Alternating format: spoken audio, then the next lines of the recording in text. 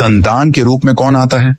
पूर्व जन्म के कर्मों से ही हमें इस जन्म में माता पिता, भाई बहन, पति पत्नी, प्रेमिका, मित्र शत्रु, सगे संबंधी इत्यादि संसार के जितने भी रिश्ते नाते हैं सब मिलते हैं, क्योंकि इन सबको हमें या तो कुछ देना होता है या इनसे कुछ लेना होता है। वैसे ही संतान के रूप में हमारा कोई पूर्व जन्म का संबंधी ही आकर जन्म लेता है, जिसे शास्त्रों में 4 प्रकार का बताया गया है। 1. अणानुबंध पुत्र। पूर्व जन्म का कोई ऐसा जीव जिससे आपने ऋण लिया हो या उसका किसी भी प्रकार से धन नष्ट किया हो, वह आपके घर में संतान बनकर जन्म लेगा। वह अपना धन बीमारी में या व्यर्थ के कार्यों में तब तक नष्ट करेगा जब तक उसका पूरा हिसाब ना हो जाए। 2. शत्रुपुत्र। पूर्व जन्म का कोई दुश्मन आपसे बदला लेने के लिए आपके घर में संतान बनकर आएगा।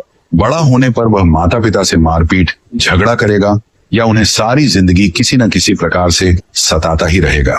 वह हमेशा कड़वा बोलकर उनकी बेइज्जती करेगा और उन्हें दुखी रखकर ही खुश होगा। 3. उदासीन पुत्र।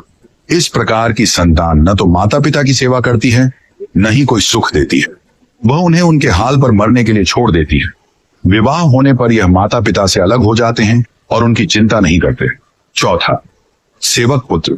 पूर्व जन्म में यदि आपने किसी की खूब सेवा की है तो वह अपनी की हुई सेवा का ऋण उतारने के लिए आपकी सेवा करने के लिए पुत्र बनकर आता है। जो बोया है वही तो काटोगे। यदि अपने माता पिता की सेवा की है तो ही आपकी संतान बुढ़ापे में आपकी सेवा करेगी, वरना कोई पानी पिलाने वाला भी पास न होगा। आप यह न समझें कि यह सब बातें केवल मनुष्य पर ही लागू होती है। इन 4 प्रकार में कोई भी जीव आ सकता है। यदि आपने किसी गाय की निस्वार्थ भाव से सेवा की है तो वह भी पुत्र या पुत्री बनकर आ सकती है।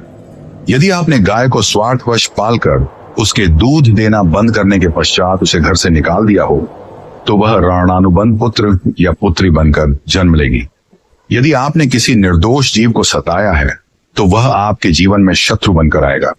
इसलिए जीवन में कभी किसी का बुरा न करें, क्योंकि प्रकृति का नियम है कि आप जो भी करोगे उसे वह आपको इस जन्म में या अगले जन्म में 100 गुना वापस करके देगी। यदि आपने किसी को 1 रुपया दिया है तो समझो आपके खाते में 100 रुपया जमा हो गए। यदि आपने किसी का 1 रुपया छीना है तो समझो आपकी जमा राशि से 100 रुपये निकल गए। जरा सोचिए, आप कौन सा धन साथ लेकर आए थे और कितना साथ लेकर जाओगे? जो चले गए वे कितना सोना चांदी साथ ले गए। मरने पर जो सोना चांदी धन दौलत बैंक में पड़ा रह गया, समझो वह व्यर्थ ही कमाया। औलाद अगर अच्छी और लायक है तो उसके लिए कुछ भी छोड़कर जाने की जरूरत